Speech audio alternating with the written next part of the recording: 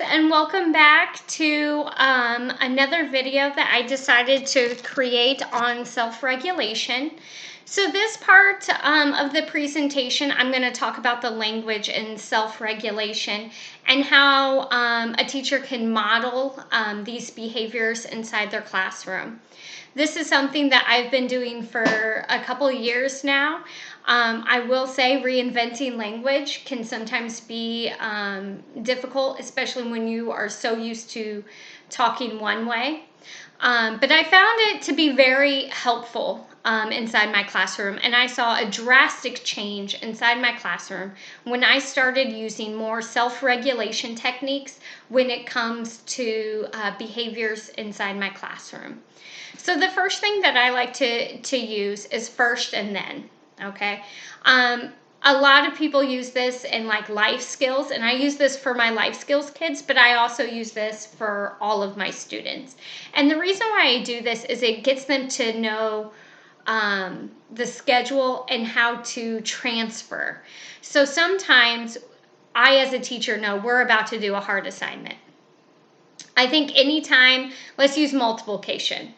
I think anytime you go from adding and subtracting to multiplication, it can be very scary and overwhelming for the kids because it's a completely new concept, but yet we're still using addition in a way to find the multiplication. And so I know that this can be a stress area for my kids, and so I prepare them for that. And I do that by saying, okay, guys, it's time for math, but I'm going to prepare you. We're going in the lion's den. But I am here, and your friends are here, and we're going to get through this together. Because I know this is going to be a hard lesson, and even Miss Dennison may get frustrated because this is even hard for her, I'm going to have you guys do a brain break after. Whew, I know, right? So first we're going to go and we're going to do our multiplication lesson. Then after our lesson and our assignment, because there's always an assignment, we're going to do our brain break. So first the lesson, then a brain break. And that's also something that when they start to get frustrated, I can let them know that there's a time limit that's going to stop, and they're going to get their brain break. And they're going to be able to move around, kind of get their frustrations out. Another thing that I do inside my classroom is I model my own behaviors and my own emotions. So I teach them how their actions affect others. So for instance, I have my classroom rules like all of you guys have, and they're pretty much the standard ones, raise your hand in order to speak, be respectful to your friends and to your teacher, things like that. But obviously, we don't have perfect days. Not every kid is always going to remember and do that. So we always have to do reminders. Well, I take that as a way to teach them that their actions affect me as well. So I could be teaching a lesson. Say I'm down and I am on the carpet with the kiddos. Maybe I'm doing a read aloud and I'm reading, and all of a sudden one of the students starts talking about the character. I can be like, Jacob, I love that you are so interested in that, but my heart is sad because I had to stop my story when it was getting really good because you're talking. What can we do to make my heart happy again? That's right. Next time, can you please raise your hand? I am so excited that you are into this chapter and into this character. But raise your hand in order to speak, and then I can call on you, okay? Great, thank you. So they noticed that it made me upset that what he was doing was wrong. And then he was able to make the corrections, know what he was supposed to do. And also, anytime I do a negative, like a consequence, I always pair it with a positive.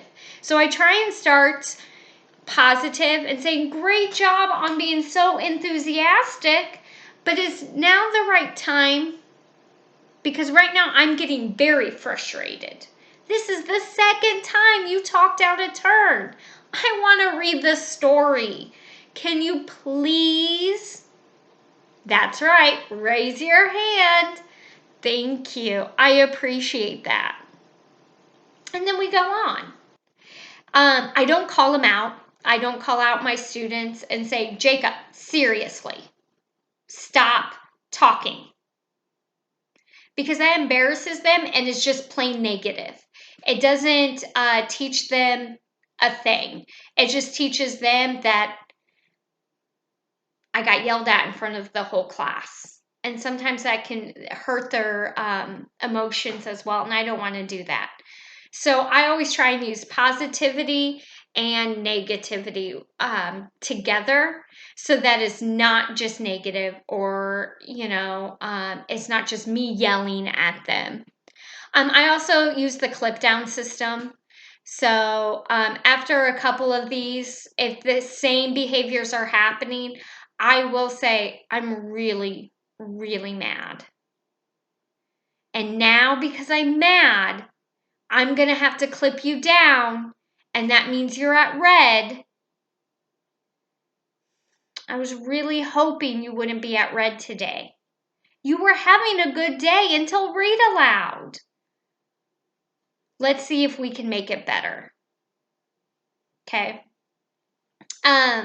One of the things that I do inside the classroom is I have different stations, and they are helpful stations.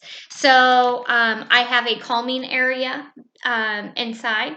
I have that first aid station, and then I have the like pairing table where they can ask questions with other students. At the beginning of the year, I model those. So I will purposely get frustrated. Like maybe I did something wrong, and I'll be like, I am so frustrated. Oh, maybe I should go to the calm down. All right, guys, you continue working on your assignment. I'm going to go down to the calming down area and get a little bit more calm, and then I'm going to come back, okay? So what happens at the beginning of the year, every time I do this, there's at least going to be 1 or 2 students who then ask me, why did you get frustrated? Or why did you go over there? All I say is, I needed to calm down. Well, why? I got frustrated, and so I use that area to calm myself down. And if they ask another why, I say, well, that's private. I went over there, and that is my private area. So we're not going to talk about maybe what I did prior to that, because I'm calm and I self-regulated, okay? All right. This also teaches boundaries. So it teaches them that that area is private, is not to be discussed. So if they see a student going over there, they cannot make comments. Oh, Susie's over in the calm down area. I wonder what's going on. They can't make those comments because it's taught that it's private. And it also teaches them boundaries in friendships. They're at a young age where they're trying to figure out friendships and relationships and things like that. And it can be overwhelming and confusing, especially when you add in the fact of boundaries.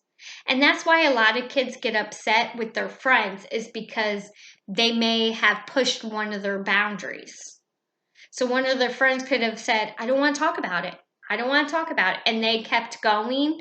We can then teach them that there's a boundary. When your friend says, right now, I don't want to talk about it, you need to respect that. And when they're ready, they will come talk to you. And that's something that I teach during my social emotional time, which is towards the end of the day.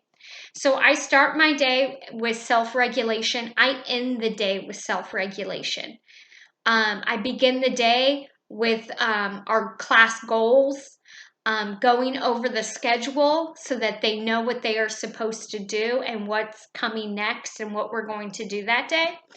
And then we go and we do some relaxation techniques, and we talk about emotions.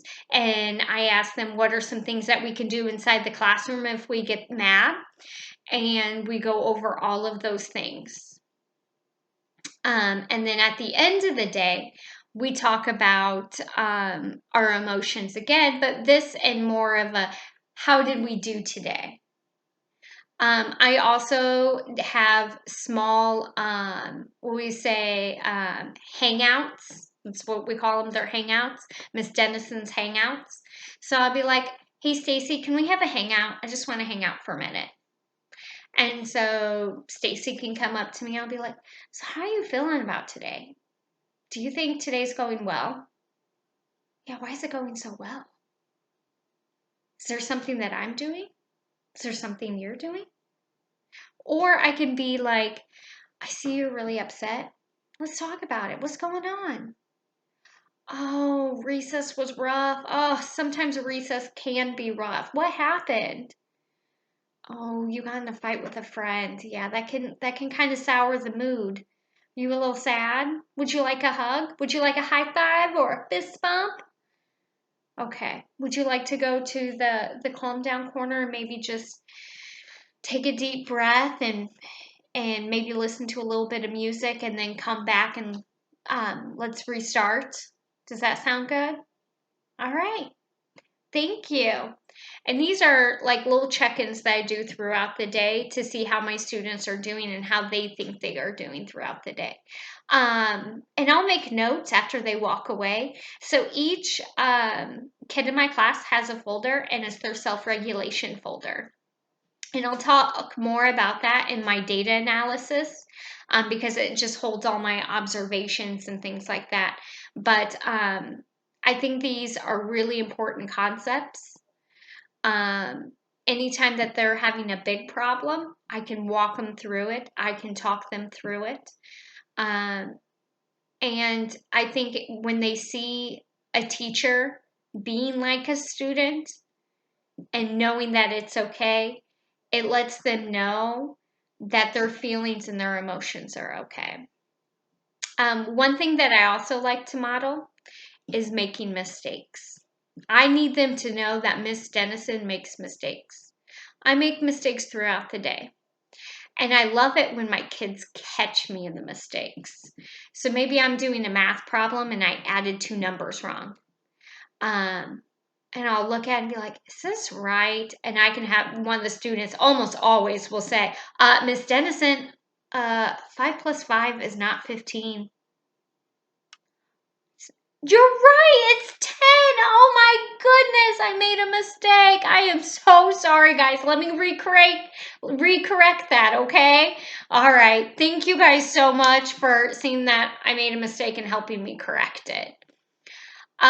So they see what a mistake is supposed to look like. That's supposed to be a learning thing. That is not something to be ashamed about or upset about. I'll laugh at myself throughout the day and be like, oh no, not again. I made one more mistake. Oh. And it's funny because sometimes when I do that, I'll have a kid go, do you need to go to the think out corner and calm down? And I'll be like, that's a great idea. And then I go and I model that. But it shows them that mistakes should be learned and that it's okay, and to then just move on from it and to go on from it. So they'll see me after I get out the think, all right, ready to go, and go right back at it to wherever I'm at. This, I feel, is a great way to teach them how to do their emotions, what is supposed to look like, and it helps me have a great relationship with my students. My students know I am not perfect. I will never be a perfect teacher. I am fine with not being a perfect teacher. And I want them to know that it's okay not to be perfect. It's okay to be mad. It's okay to be sad. It's okay to be happy and excited. All of your emotions are okay. And that when we make a mistake, we just learn from it and move on. And so by me mirroring and modeling that behavior for them, they slowly start to learn it because they see it every day with me. And they don't get frustrated with me, which is great because then I don't get frustrated with them. It creates a very healthy and happy learning experience. and it's something I am very proud of inside my classroom. And I hope that me teaching you a little bit of the language that I use inside my classroom helps you guys as well. I hope you enjoyed this presentation.